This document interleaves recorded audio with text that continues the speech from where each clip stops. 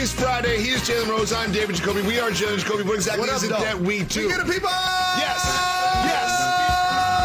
What they want. Jalen, we have another huge piece of breaking NBA news. The Celtics have traded Kemba Walker.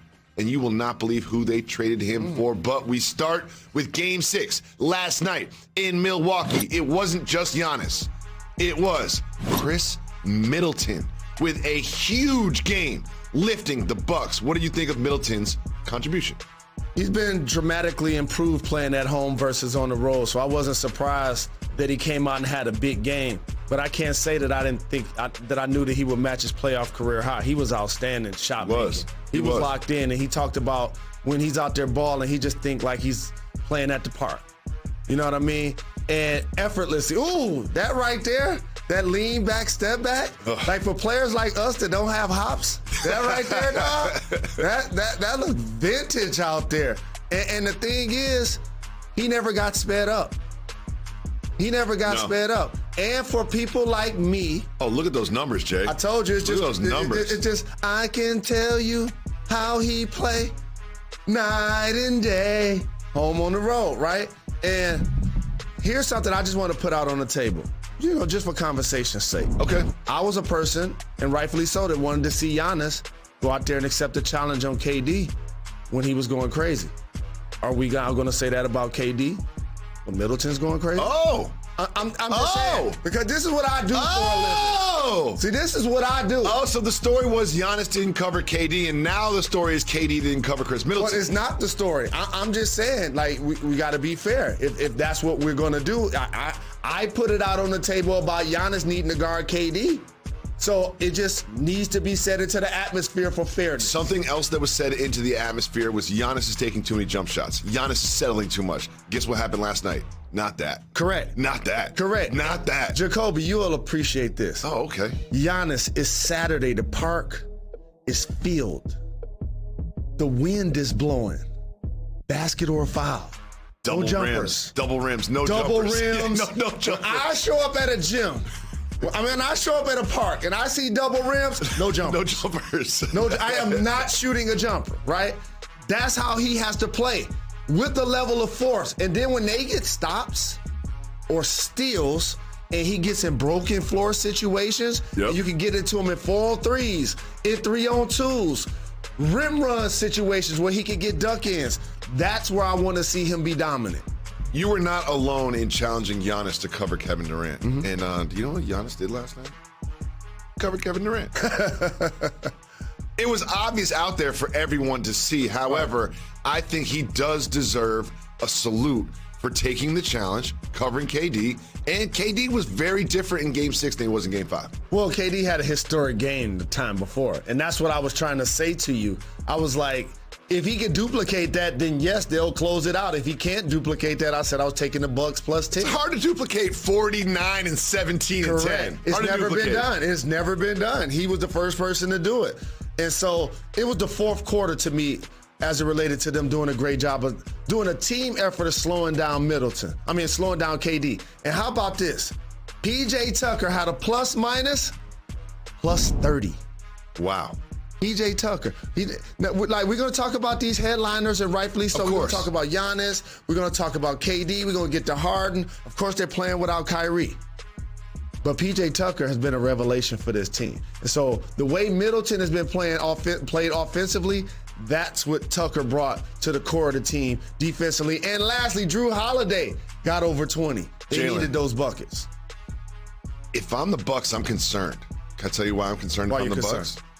James Harden looked a lot better in Game 6 than he did in Game 5. He did. And he's trending in a healthy direction. He is. And in Game 7 at home, after a couple days rest more, something tells me we're going to have a James Harden impact on the game like he didn't in Game 5 and Game 6. Well, he's going to have an impact as long as Giannis guarding him. I purposely pulled up these plays because it seems like He didn't go at nobody except Giannis. That's just Giannis. It's like anybody else on him. I could have been on it. He just walking and standing. As soon as Giannis get on, he go in his bag. People forget they went back and forth. Do you remember that? They went back and forth. Yes. James Harden has a little thing for Giannis, and when he sees Giannis in front of him, he's like, "Oh, I guess now's gonna be my effort possession." Exactly. I'm now's gonna be my effort right possession. now. Exactly.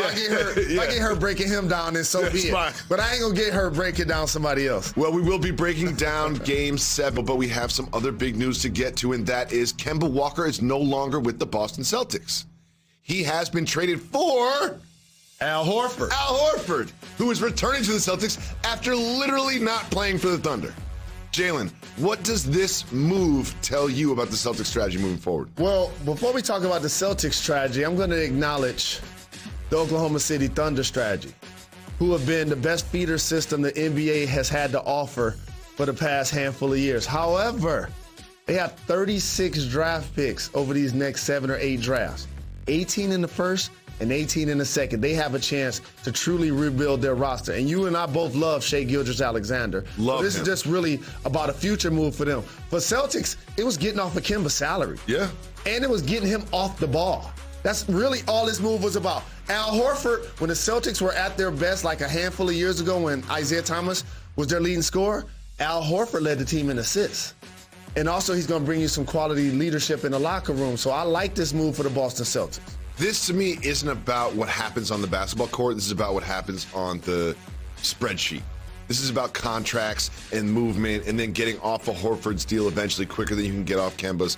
But I don't see this being great for the Celtics. Like, I don't think Al Horford's all of a sudden going to show up and be the Al Horford that you mentioned from 4 years ago. The whole goal was to get off of Kemba. Remember, they had Isaiah Thomas.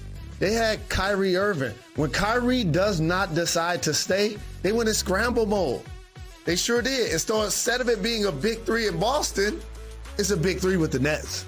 Jalen, the Thunder have 3 first-round picks this year. They're basically going to be like a college team. They're going to be a college team next year. And as you mentioned, over the course of the next 3 years, they're truly tearing everything down to rebuild it. And around 2025, 2026, they're going to be in the conversation. There is a conversation to be had about what is happening in Dallas. There was the Athletic article a few days ago, and then Donnie Nelson yesterday. And today the news is what, Mr. Rose? You know how much I love Rick Carlisle. He was the associate head coach with the Indiana Pacers while I was there. He was a guy to help me learn how to watch film, show me how to come off screens and really work with my game. You have never fixed your lips and said anything critical about Rick Carlisle. Nah, dog. Ever. Nah, dog, because I remember those times 2, 3 in the morning, we on the road drinking red wine. I'm in his room learning the game. So that's my guy. He's a basketball genius. And he walks into an office and he says, "Hey, Mark Cuban, you know, I know I had your ear for almost the last 15 years, 13 seasons, right? Yep. But I know Luka got your ear now." That's just how this game works. And so to me, when you see the Mavs making moves, it has to be because Luka's in one ear telling Mark Cuban, these are the things that will make me re-sign. You're Mark Cuban. The only thing you're making moves on your chessboard to do right now is to get Luka to re-sign. Yep. And if you're Rick Carlisle, you know what you can do? There's 7 vacancies. 7 open jobs right now. And let's talk about a couple of those jobs. I mentioned his ties to the Indiana Pacers. Do they have a coach? No. Okay, so I wouldn't be surprised if he's not tied to that job. Secondly, where did he play primarily and win a championship with Larry Bird? The Celtics. Correct. Do they have a head coach? They don't have a head coach. Interesting. And I'm pretty sure they're going to want an experienced coach because when you have Tatum and Brown and you're playing under the lights of Red Auerbach and the banners of Bill Russell, it's going to be championship or bust mentality. And so I would not be surprised if 3-2-1, we start looking down at the ticker and Woj just tweeting that he's affiliated with not only both of those jobs, but if I'm the Celtics, I'll go ahead and get it done. Jalen, not only do we have a big trade, not only do we have a new interesting head coaching vacancy, but we have some news about Zion Williamson. Apparently, he has some family members that are unhappy with the Pelicans, jeopardizing his future with the team that drafted him number 1. What do you think about this? I don't think this is fair to Zion and his family members. Oh! Because we're not talking about Luka's family members being unhappy. We're talking about him being unhappy. And who does Zion's parents take cues from. The person in uniform, that check is in his name, okay? And the difference in their situations is this. Luka led his team to the playoffs. Zion played with another all-star in Brandon Ingram.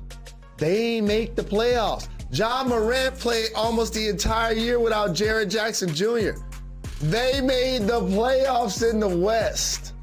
So, of course, Zion is unhappy with them not making the playoffs. They didn't even make the play-in. Correct. Like, they didn't make the play-in. And you know what? Zion should be unhappy. Correct. Look at their roster. Correct. I'd be unhappy too. Steven Adams, Eric Bledsoe. Like, look at their roster and then look at their performance. Like, I would be unhappy as well. For me, it's defense. Mm-hmm. This team in the bubble, it was just a turnstile to the basket. It was like, go ahead. And that was the problem in the bubble. Did they improve on that next season? So I got an unpopular opinion. What's that? And I saw this with Embiid and Simmons.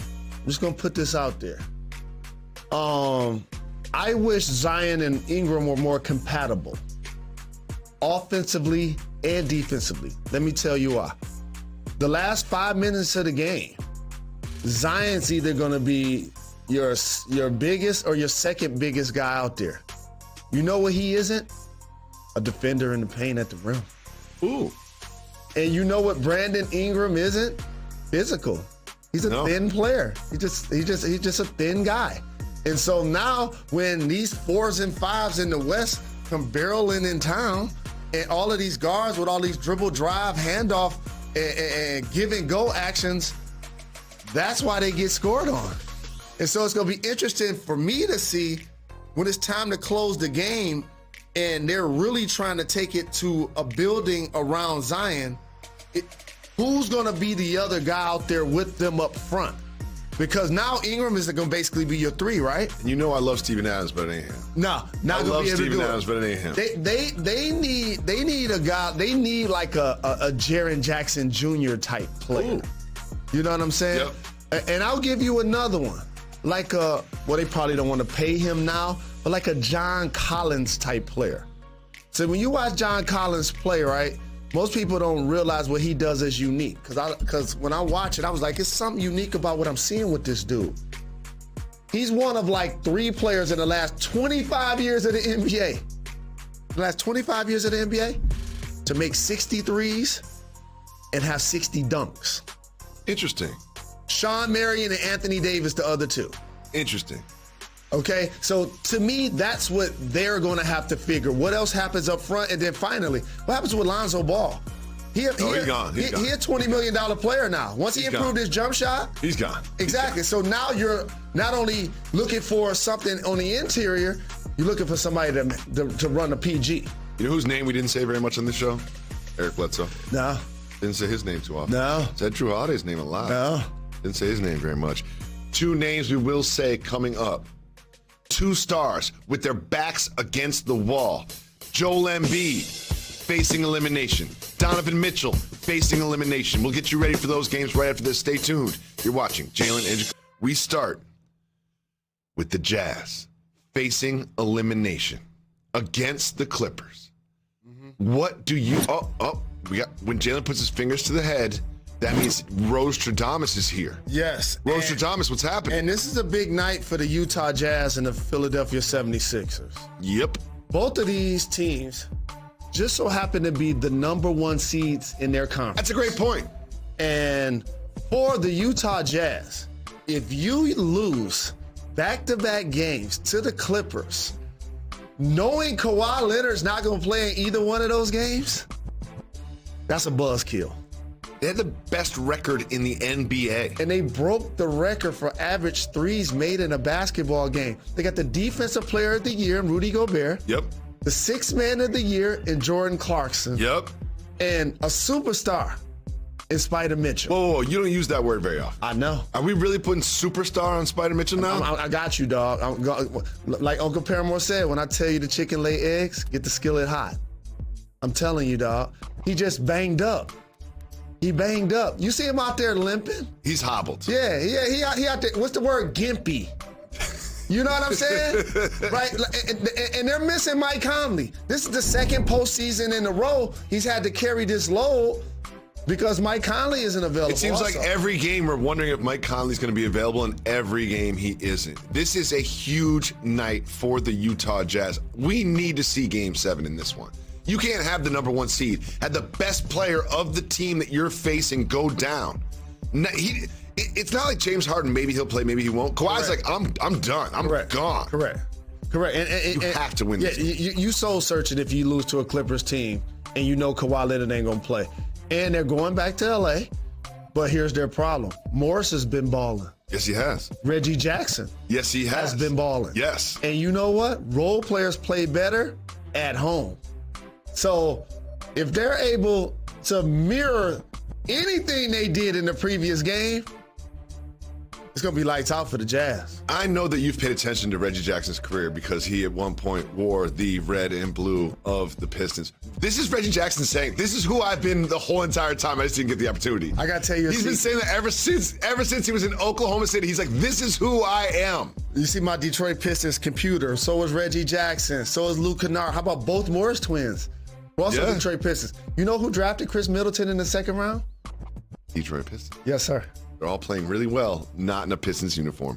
We have another Game 6 and another, as you would say, superstar facing elimination. This time it is Joel Embiid.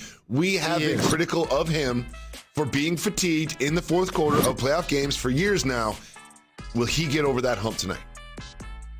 I believe that the Sixers are in trouble. Ooh. I actually went back and had to restudy this series and decompress and remove myself from everything I know, everything I've seen. I've gone to a game. I've closely watched this series. And there's one thing that really bothers me with Philly, and this is why I think they're going to lose, and lose tonight. Joel Embiid is struggling in the pick and roll defensively. Yep. And Trae Young and Bogdanovich and Gallo started making shots. Now all of a sudden the Hawks are confident. Where they playing at? Home. In Atlanta. You were there. You know the energy that building can bring to the floor. John Collins already dunking on somebody. Clint Capella already getting an and one. Like, they're a different team at home.